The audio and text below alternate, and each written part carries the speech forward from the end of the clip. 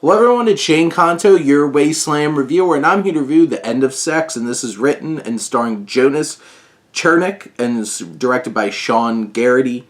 And this particular film focuses on a middle-aged couple, played by Chernick and Emily Hampshire from Schitt's Creek, and they send their daughters off for a week to a camp, and they have an inert sex life. They both fake their orgasm, yes. Even the man fakes his orgasm, even though generally one thing happens when you orgasm, but I'm not going to go into that.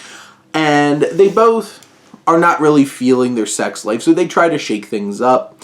Maybe try to have a threesome with Melanie Scrofano's character, who's one of Hampshire's good friends and also a lesbian.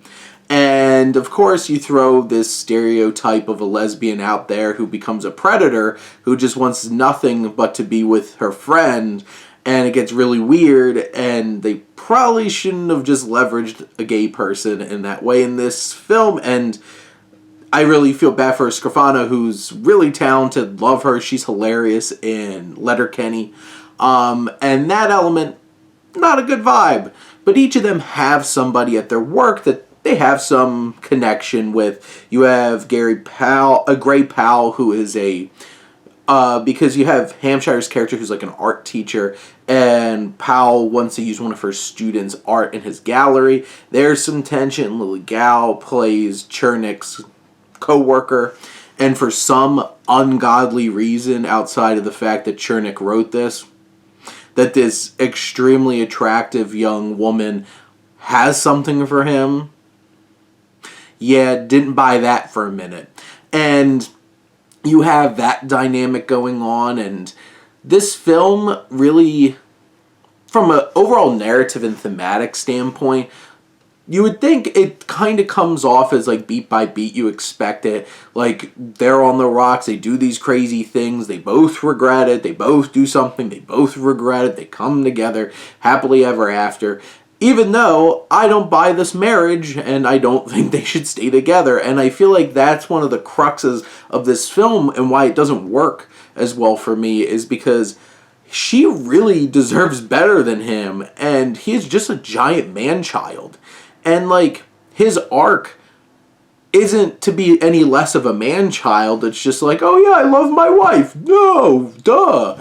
And then wanting to be with her, and it's just like, you didn't grow at all. You knew you loved your wife at the beginning, and now you're just going to be okay with not really having a sex life, which was the whole entire problem that you saw in your marriage in the first place. And I guess the message is like, you don't really need to have a sex life. But then that's obnoxiously unsex positive of this film, and being like, well, that doesn't really matter, but it does for a lot of people. And this film just has these awkward and uncomfortable messages that it's trying to portray, all while using a very generic framework of a romantic comedy. And that just doesn't vibe together in the presentation of this film.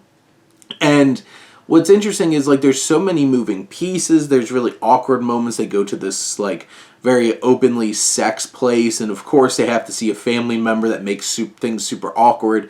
Doesn't really add much to the story, but, you know, awkward comedy. And in the end, it's like, some of these performances are good, like Hampshire and Gal and Scrofano. Well, basically, the women come to play in this film and do a really good job. And the male performances aren't particularly interesting or memorable, but, you know, this has some misguided and really uncomfortable elements to it that are just there for shock and, you know, laughs, and some of those times just not laughing because it's not good and it's not funny. And this film has some charm to it, it has some laughs to it, but in the end I feel like it's just a hodgepodge of ideas, some of which are problematic, some of which are good and meaning and not really an execution. But in the end, this is a okay, at best, romantic comedy that tries to be sex positive, even though if it fumbles it every step of the way. But those are my thoughts on The End of Sex. Let me know what you think, and let's talk some movies. But thank you as always for tuning in and supporting your Wasteland Reviewer.